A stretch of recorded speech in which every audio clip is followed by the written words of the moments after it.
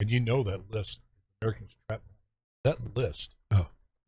And the reason that Lincoln says you can't, if you have a charter airplane with Americans coming back from Kabul, you can't land. You have to go to. Why?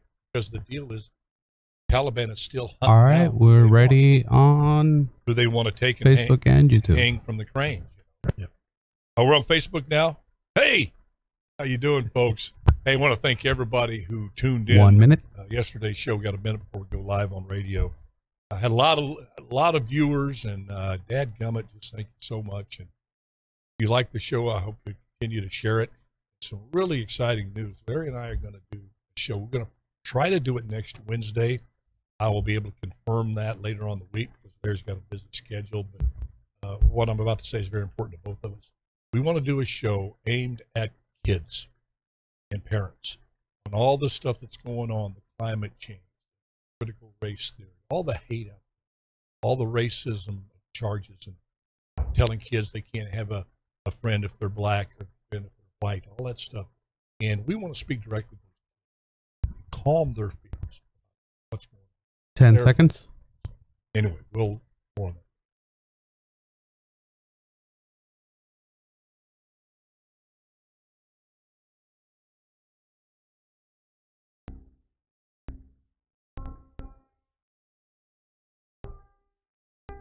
From NFL quarterback to Hollywood to the mayor's office, and now behind the mic at KXEX, this is the Alan Autry Show. No retreat. And so, my fellow Americans, ask not what your country can do for you, ask what you can do for your country. Mr. Gorbachev, tear down this wall. What the hell's going on out here? Everybody's grabbing out there. Nobody. That the only thing we have to fear is fear itself. Today, I consider myself the luckiest man on the face of the earth. I'm not fearing any man. Mine eyes have seen the glory of the coming of the Lord. So, 5 seconds left in the game. Do you believe in miracles? Yes! Unbelievable. Free at last! Free at last!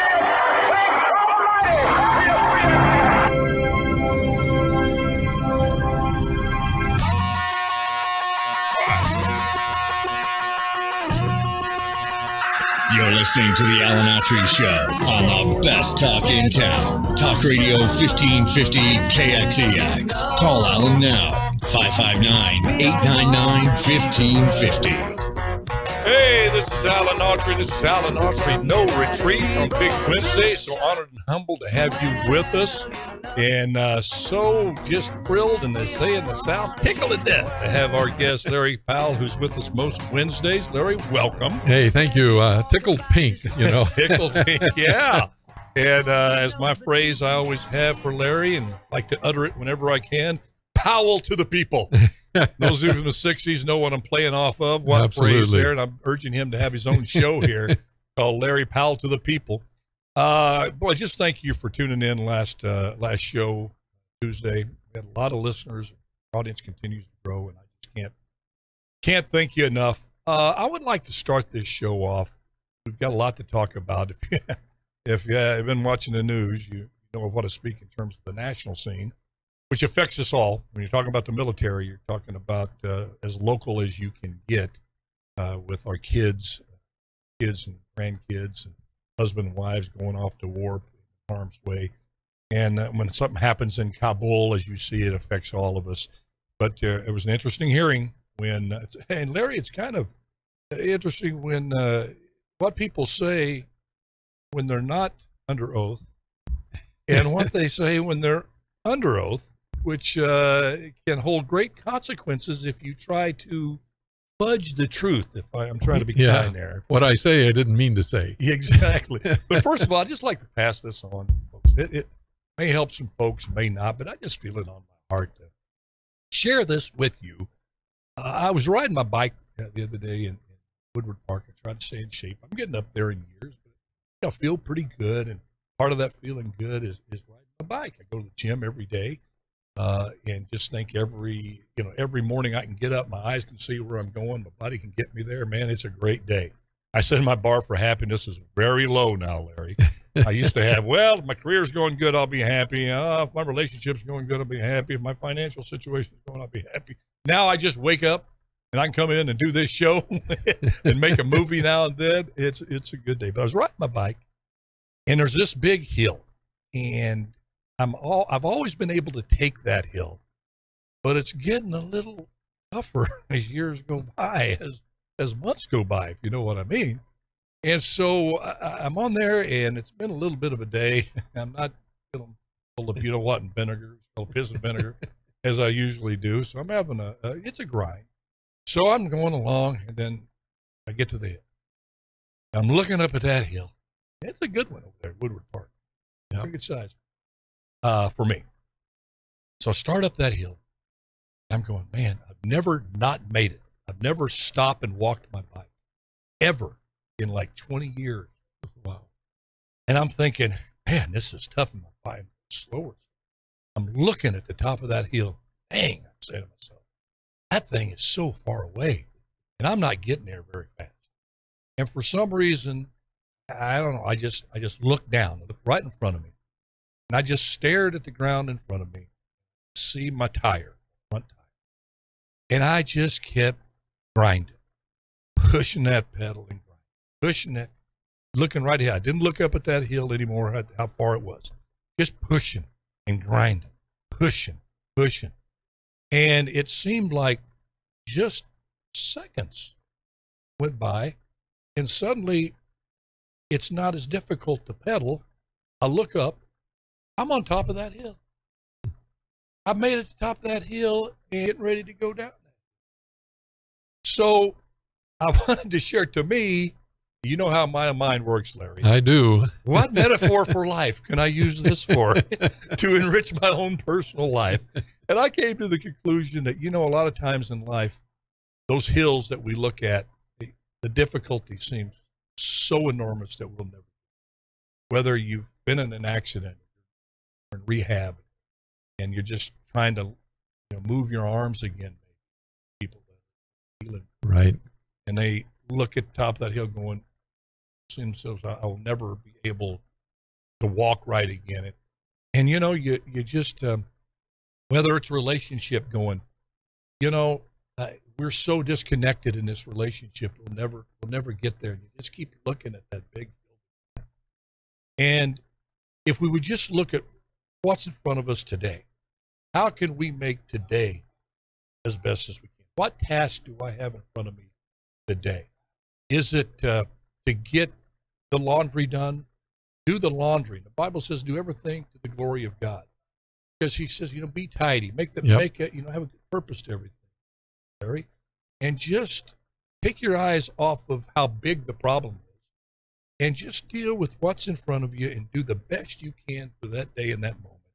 And the next thing you know, that mountain doesn't seem as high. Well, it says tomorrow will take care of itself if we concentrate on today.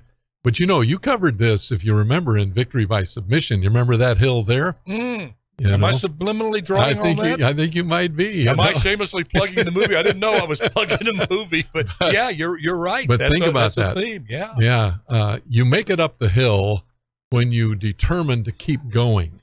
You never make up the hill if you stop. And so I think for a lot of our listeners, as you're facing difficulties and challenges, know that you can make it. That nothing's going. The Bible says you something. Can't make it overnight, and no. A lot of times psychologically, if you think about how big the problem is, you're overwhelmed by it. It defeats you. Whereas if you can just say, "I'm going to do the best I can today. I'm going to make that phone call to help somebody. I'm feeling bad, but I know I haven't called Joe, and I know Joe would like to get a phone call from me. You give him a call, and next thing you do, you feel a little bit better. You with that relationship, you say, "I'm going to get through this day, and maybe I have anger issues or whatever. And today I'm gonna be, I'm not gonna do that." Anyway, I wanted to pass that on to you folks. What does that have to do with the generals having something? Well, maybe it has something to do with the way that the whole government thinks. Yeah, well, maybe you ought to think about other people. Absolutely. But before we get into this testimony by the generals, which to me is It's astonishing.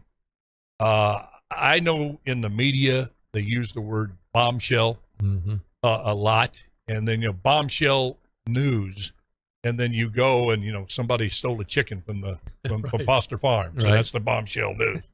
But this is truly bombshell. But before there, you wanted to mention about a golf tournament we're doing here for a worthy cause. So why don't you hit that, and then before we get to the generals, we're going to play the trailer for my new series, our new series.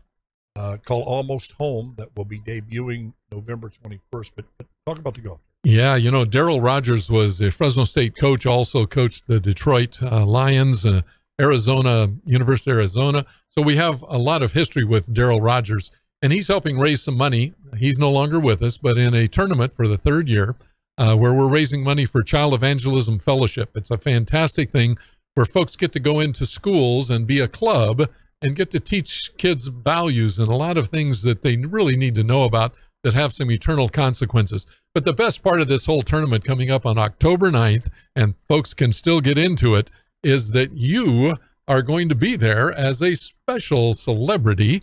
And we've got a whole number 7. It's a 3-par. And you know what we're doing? We're calling it Beat Bubba. So it's a challenge. Bubba's going to challenge 140 golfers that come through there to beat him on that hole. Do I have to be in character? No, you don't have to be in character. If I did my whole lines for 7 years on either night, it would be something like this. Get right on it, Chief. Yeah, get right on it.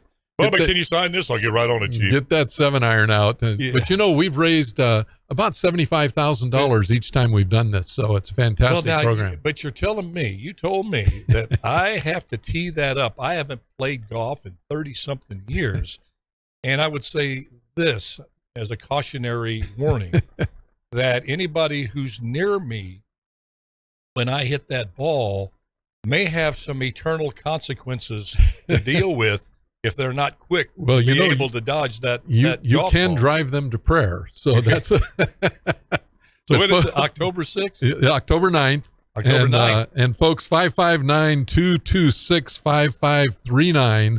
Call that number and you can get signed up. We still have eight foursomes left available, so we're almost full. My fans out there in Alabama, you want to jump on a quick flight to Fresno? Come on out. You can play some golf. I'll even take you to dinner. Yeah. That's great. Got a great cause to help our youngins. Yep. I tell you, they're dealing with good a lot. stuff. But we're excited about having you there, Alan. Well, so. I'm excited about being there for the cause. I hear you. Teeing that up. All right. I got a great golfing tip for you. What's that? Now, you really remember this because it'll help your golf game. Always keep your putts low. If you do that, it'll improve your score. You got a much better chance of making it. And besides, I'm getting ready to do, this will probably be my last event as a celebrity because I'm following the footsteps of Shaquille O'Neal, who last night, folks, I don't know if you heard, decided to, I love Shaq. He was serious. He was serious. He's going to, folks, retire from celebrityism. He says celebrities have gotten so crazy and insane. And say, I think he made a decision after watching the Emmys. I think so. And the Oscars. Oh, absolutely. And they get on these causes of like if you don't agree with them, you need to be canceled. Yep. And Shaq has just had enough. He says, no longer refer to me as a celebrity because I won't respond. I'm done with it. You got to admire that. Oh, I did. I'm with Shaq. I'm going to retire the celebrity. So after October 9th. No, I won't be a celebrity then. I'll just be old Alan. What's left of Bubba, playing some golf with him. So, that's great. Anyway, again, we'll get to the hardcore stuff, the Senate questioning of the generals, and oh my goodness, their story is a little bit different than our president's. Surprise, surprise, surprise. But you got to share Almost Home. Yeah, we're going to go to that right now. Now, listeners on radio, you won't be able to see this, obviously, but go on Facebook because we archive. Jose does a great job of getting these things up online, and very quickly, you can go on the Facebook and see this trailer. But this is a trailer for a reality series called Almost Home, where we engage the homeless in a very personal way and try to help them not only get off the streets, but become productive human beings again. Yep. Now, we know, fully aware, we're not naive, that some of the issues that we're facing with the homeless are extremely severe. Mental health issues, addiction issues, both of those, we get it. But it's, God spoke to my heart many, many years ago to not give up on these folks. That if you can save, help 1 in 100 get off of those streets and become productive, you've been successful and not give up. So we've been working on this for about a year. We're going to debut it November 21st on Fox Channel 26 here locally. And if the viewership is good enough, the plans are from the corporate box office, which is actually Sinclair Broadcasting, which have over 200 stations all over the country. I guarantee you have one in your community, Sinclair. And if this goes, we hope it will, this series would be available to you. But it's also, that doesn't happen, it's going to be on my YouTube channel.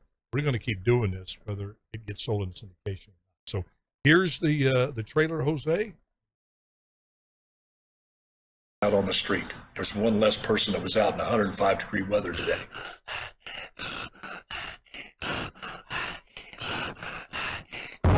Just because someone says yes, they're ready, the system isn't ready for them. People just look at you and say, why don't you just get a job? I opened that up right there. I see myself as a bum. I'm on the street. They were in a shed on the side of the house. They had kidnapped them. They're trying to sell them on human trafficking. I had never expected that my life would end up here. So why can't you go back to work? Because you don't have documentation. No documentation. It's not easy. We get judged, people laugh, throw stuff at us. We can talk about addiction issues and mental health issues all day long, but that's not the sole reason why they're homeless, because there's people with multi-million-dollar mansions that have mental health issues and addiction issues. I lost my house helping somebody that was homeless. They burned my house down. When I was sober, life wasn't any better. These people, and I'm saying it comes from the top. Jump by who? By cops. Look, I prayed for moderation. That's not a f***ing place. I'd rather be out here. Preying upon the homeless, in particular the women and the children. I wake up every morning and try to figure out where I am. Somebody asked me if I was having fun now. No, not really, but I gotta escape. We don't know their names. We don't know their needs. We don't know where they're at. So how can we prescribe prescriptions for people that we don't know what their sickness is? There's shit right there. That's Lori. There. Wow. Beat on me for 17 years of our marriage. You know what mama is? Ooh, Lori, they call her mama. You don't belong on the streets. That's not who you are. That's where you are right now. We're out here trying to find Lori. She's got congestive heart failure, so the clock's ticking. Ben, that's how I feel. Lori? It's Lori. That's Lori, right? Lori. She doesn't look good. She's falling in love. She overdrives right now. Lori? Alan. Sometimes you can be baited into be talking about the complexity of the issue and miss the simplicity of the issue. Yeah. So I get that it's complex, but you know what's not complex? Where they're buried. Okay, so this is the first time that Alan has seen this field. I've said it before, but Alan was mayor for 8 years and didn't even know that this place existed. I got goosebumps the size of golf balls. Who's in this field? This is so freaking sad. If you were doing a movie about something like this, and you were set designing this, the director said, this is too stark. Community would never let something get this run down where people are laid to rest. The coroner's office said that most of them are unnamed. So they're cremated, they're put in little canisters, and then dropped down into the ground. Who does the burial? There's no ceremony, there's no burial. Are they marked? Where? Could there be a marker? 18. That's the thing. Did you ever hear? So what did the city used to say? Nick, it was about a sewer connection fee, utility rate increases, what you do with the homeless after they pass away. Not many people give a crap about the homeless when they're living. I mean, there's the remains of human beings right there. Got it here, it's number 21. Number 21 is a person. Number 21 was somebody's baby daughter, baby son. Look across the street. Look at this carriage here. Bye.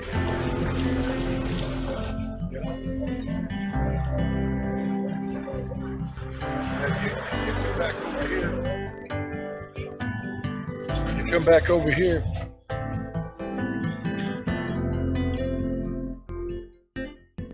If the only thing that comes from this project is we get these people a decent burial, then it's all worth it. Amen to that, brother. Cross your fingers, cross your toes. My fingers are crossed and my toes are crossed. May the best man win. Me and Nate get along really good. And you're looking for, what do you think, Nick? I'm doing something legal over here, okay? Niche or niche? Niche, whatever, Nietzsche. Whatever it is that they're experiencing. Yeah, Mark, we're here. Mark is, the heart the size of Alaska. Walked up and gave him a little tap and walked him out, and that was the end of that. Stay there. Mark loves Alan. We're with you anywhere. Right. I'll stand beside you anywhere, brother. That's it. We'll go knock on every door. Last question. You never know what Mark's going to come with, but Mark's always coming with something. You film this? Alan still has more pull from that In the Heat of the Night show than most people would think. Bubba? That's Bubba. More like Bubba's grandpa. Hey. Just a hell of a difference. Watching Nick and Alan work together is like watching a father and son work together. You know him. Well, no, he's gonna freaking die. I hear what you're saying, but I also have heard what the way that you have talked to these people on the streets. How close you are, you're gonna have differences of how you do things. So you want to go back and talk to her? No, I don't want to talk to her. I just know that my name's on the line too. You can't just do what you say. Like, I'm working for us too. She was foaming at the freaking mouth. Yeah, you got a little heated. To make all these grandiose promises to someone, you get there and it looked like that. With you. Well, that's fine, but you can at least let me finish talking. Their hearts are very much in the same place. Both trying to do the right thing. Just different tactics. Yeah. There's definitely some banter and good-hearted jesting. Your version of heaven sounds a little boring, Mr. No, not to. Hey, you haven't had a good hug lately. It's like you, Nick. It's always louder, Nick. Give me progress. I love you to death, Alan, but from now on, if somebody says they need a place to stay, take them to a hotel and pay for the hotel. Never give them cash. I didn't want to get that involved, Mark. We are not the heroes. We're amplifying a story that's been trying to tell itself for decades. You got me off the street. I'm in a house now. I got a roof over my head. Now I gotta figure out who I am. They make it on the street. They can make it in their home. Just give them the room to do it. I don't feel right. I'd sure hope to God that somebody had a little bit of courage to fight for me when I didn't know how to fight for myself. I have zero patience for crooked people. They better stop running from that camera. Who instructed you on that? That would be. If you don't really know about them, then how can you say that you care? I don't know anybody here. I'd rather just go back home. I want to go back home. All right, folks. That's the trailer. Boy, powerful. Those listening on radio, I know that's a pretty long trailer to listen to. You only got bits and pieces of it. I thought it was that important to play that. And again, go on to Facebook and be able. Jose will have that up. He gets it up right away.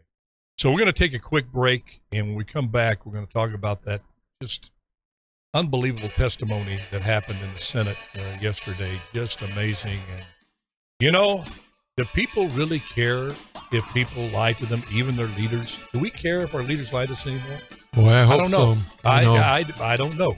But we're going to talk about that when we come right back to this Alan Autry No Retreat with Larry Powell. Right back.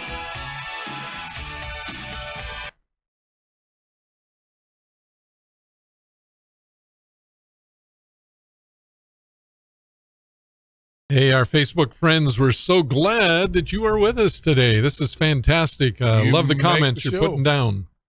Good stuff. And, you know, I'd really recommend those of you in, like Patton, Massachusetts, or other folks wherever you're at, contact Sinclair, the station that is owned by Sinclair in your area, and tell them you want to see Almost Home. I'm telling you, this is a fantastic series that is going to help really touch the hearts of people to realize homeless folks come to us in a variety of packages, but they are human beings that need help, and we got to find a way to help get them out of where they're at. It's heartrending when you see what's going on, Alan. And, you know, and it's heartwarming when you see someone make it. I'm not going to spoil it by telling you all the end results of the storylines, because some make it, some don't. But when they do make it, you instantly get an affirmation that all of this time, a lot of work just to getting a homeless person to make that first step to get off the streets.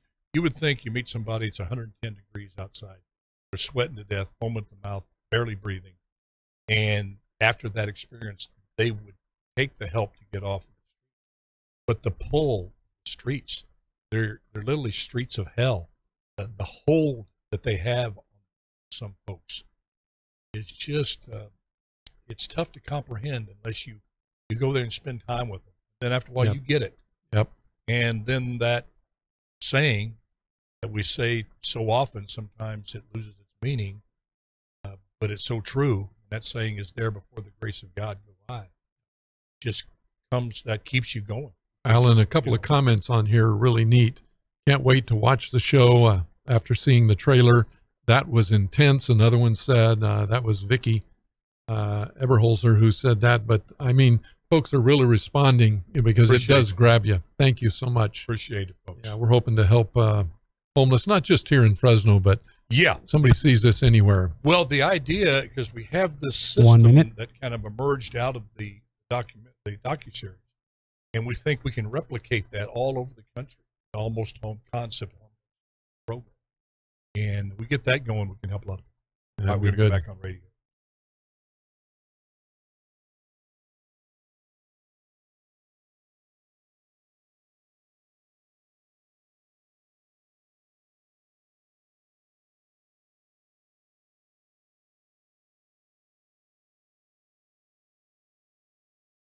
And Susan, your comment, Alan was mayor for 8 years here in Fresno. What a great job he did. I was county superintendent of schools same time, and so we collaborated on a lot of things together to really help our community. Alan did a great job. You did a great job there. Super job. All right, 5 seconds. 5 seconds.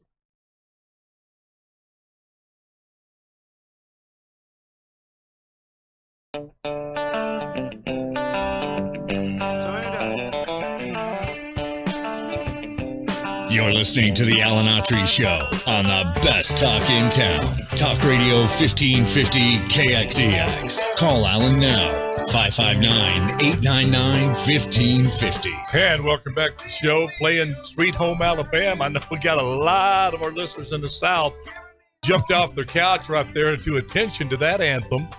We got a lot of folks that listen out of the state of Alabama, and we just appreciate you so much.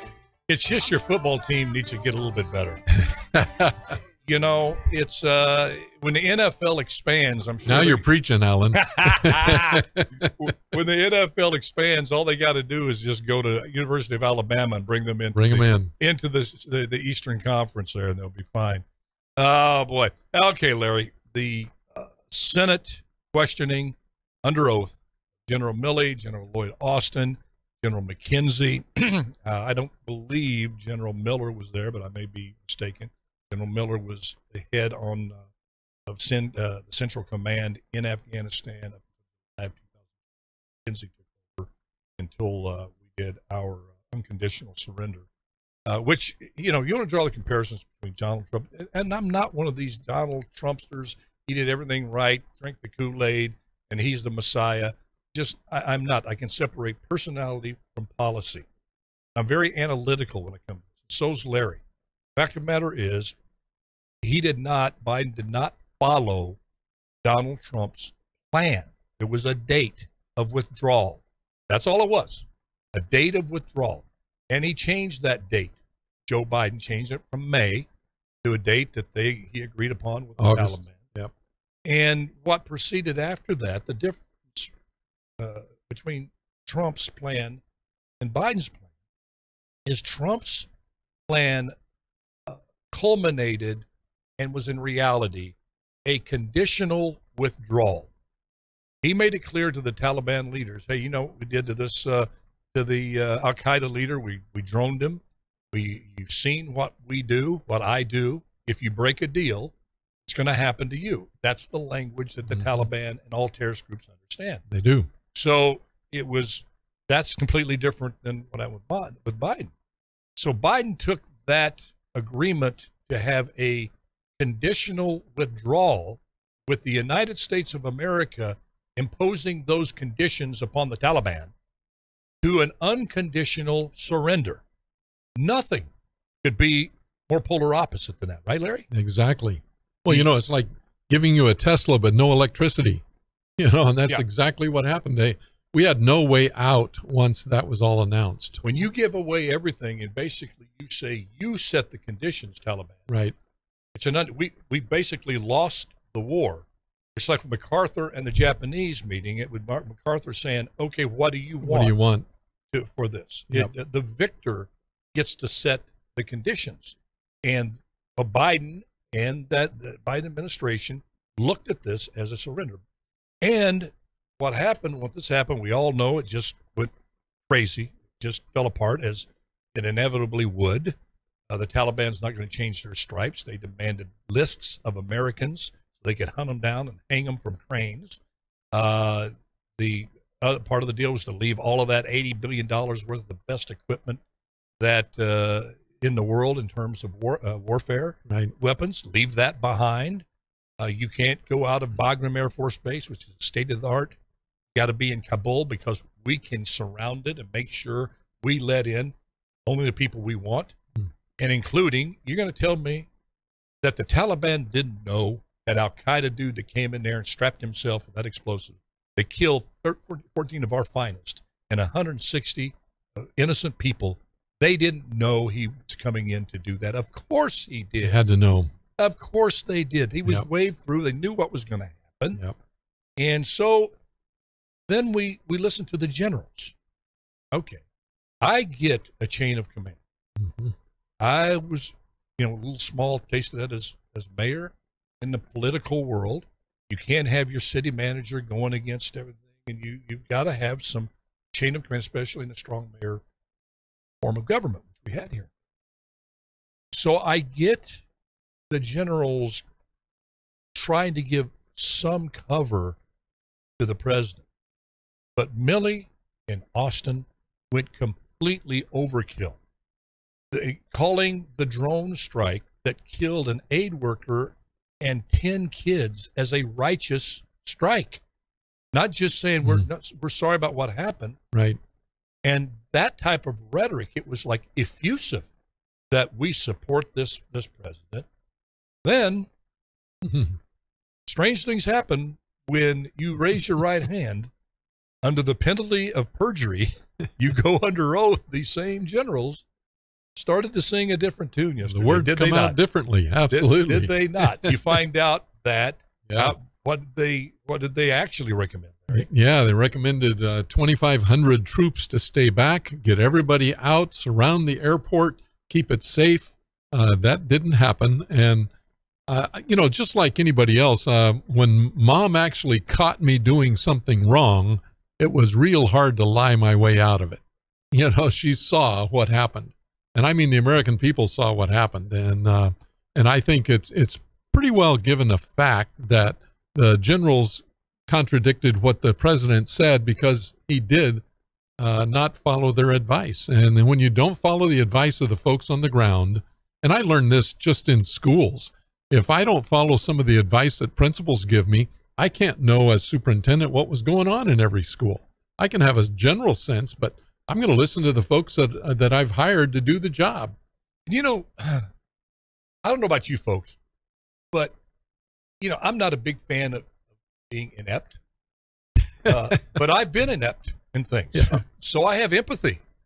You're going to see me be inept at golf when I'm out there trying to swing that. October 9th. I've been inept in some roles. I got roles I should have never got. I played a highly educated doctor performing an operation.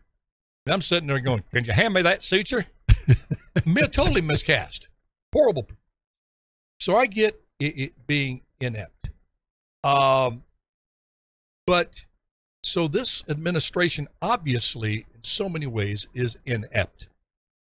But increasingly, we're seeing over and over and over and over again how completely cowardly and dishonest this administration is from top to bottom. Do we have to put people under oath before they tell us the truth? I mean, Jen Psaki comes out there knowing full well that the president just lied to George Stephanopoulos. The generals just said our president's a liar. And she comes out there and she's like a flea on a hot skillet, spinning like a top, still trying to tell people that what you saw and heard today is really not what you saw and heard. The generals aren't saying that the president lied. The president didn't say this. And you're saying to yourself, does lying really matter anymore? It used to count for something. not too long, well, it is quite a while ago with Nixon, that in our lifetimes, it doesn't seem that far ago, No.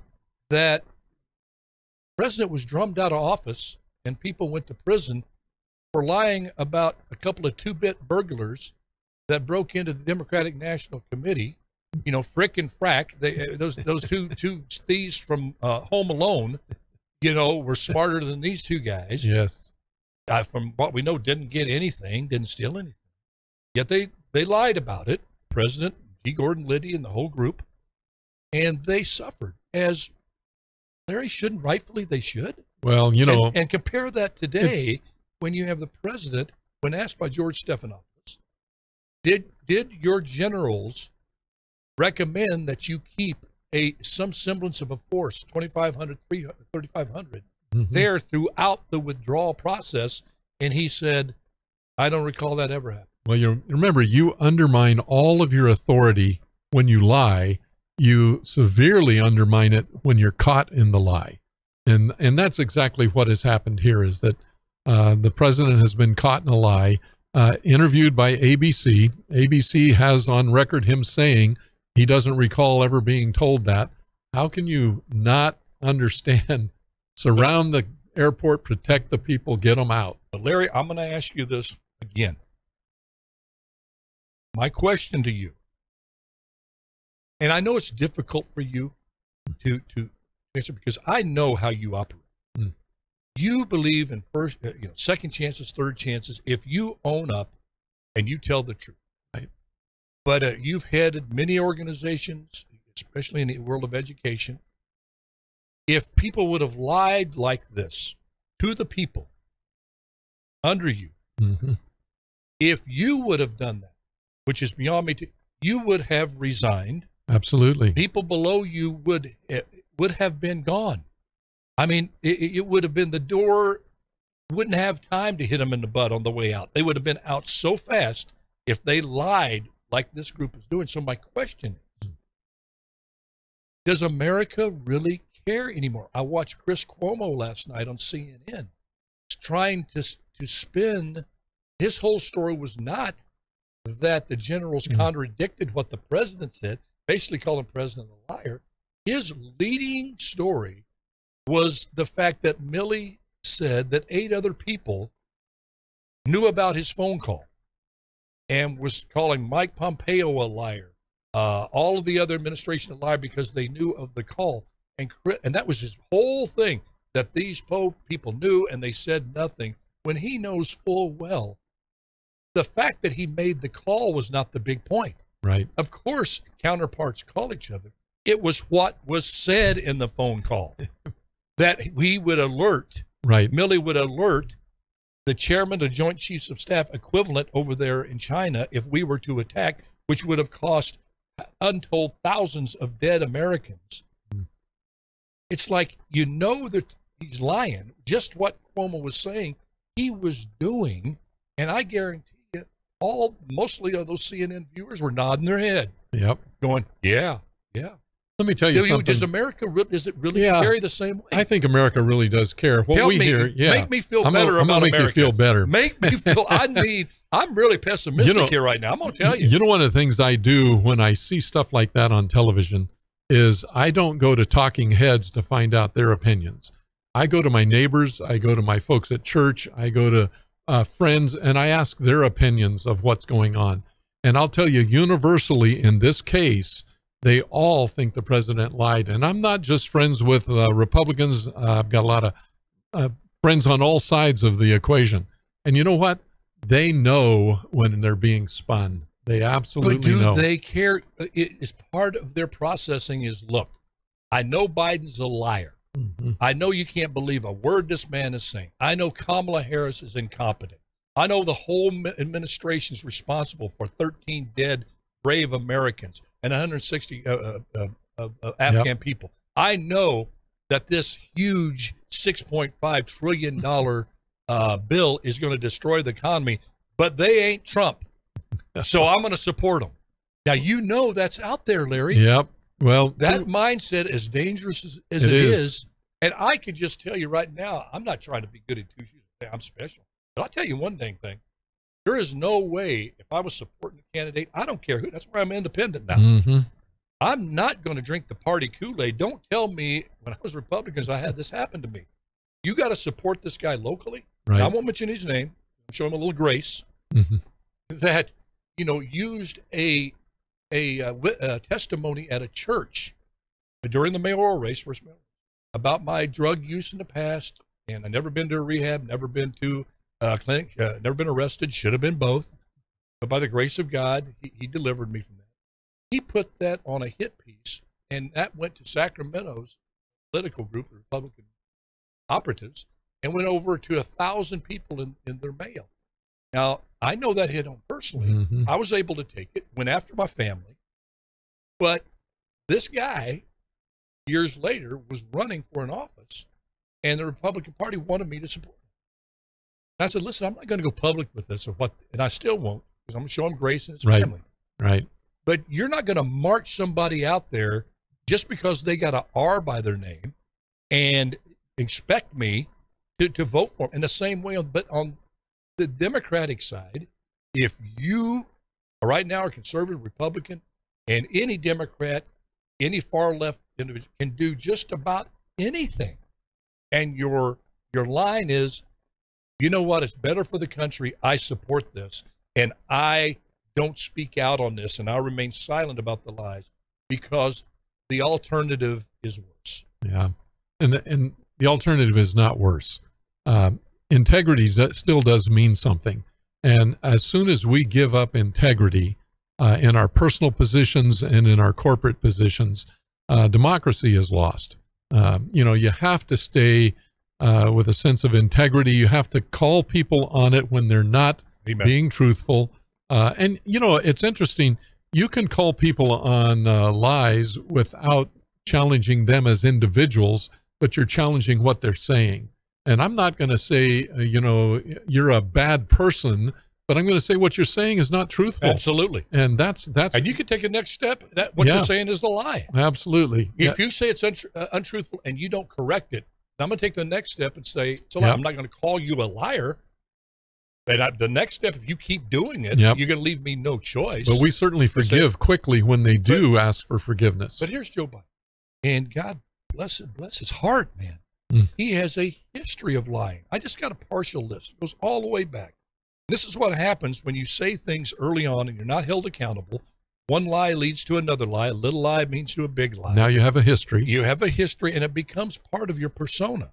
Unbeknownst even to you sometimes. You use lying, twisting to the truth, whatever. It just becomes part of your nature. This is just a few. He said he marched in the civil rights movement. He never marched once. This can be documented. This is not from some far right. I remember reading it. It's true. It's documented. He plagiarized at one time an entire speech by a English politician. Yeah. He extremely inflated his academic record. He said he graduated in the top half of his class and got 3 degrees from undergraduate school. I think he was Kuma Sum Lucky. Kuma Sum Lucky. He did not. He lied about visiting the Tree of Life Synagogue, which in 2018 was bombed, 11 people killed in this mass tragedy. He said he visited that. He did not. Folks there from the synagogues tell me he never came here. Of course, you get into the Obama era. If you like your doctor, you can keep your doctor. A lie. He said he was arrested with Nelson Mandela marching on the streets of Soweto. He did not. That could be done. He was not arrested. He said the NAACP supported him in every election. They did not. He says he got caught plagiarizing in college. He was reprimanded that. And then he said he separated, the kids were not separated at the border from their parents when he and Obama were president vice president, which the footage that you saw, they said it was the Trump administration, was from the Obama administration of kids in cages being separated from their family. And I tell you, I'm not picking on Obama, but here's the deal. And I agree.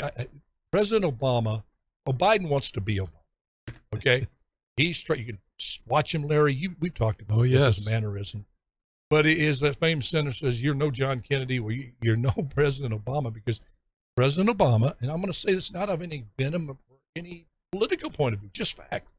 President Obama could say some of the most absurd, unbelievable, unsubstantiated, and sometimes just crazy things and make them seem plausible. He had that. He was a spin master. And Larry, what I'm about to say, I don't have my tongue in my cheek. I really believe this.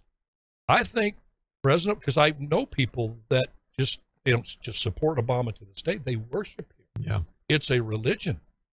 And I'm absolutely convinced if Obama, at one of his State of the Union messages,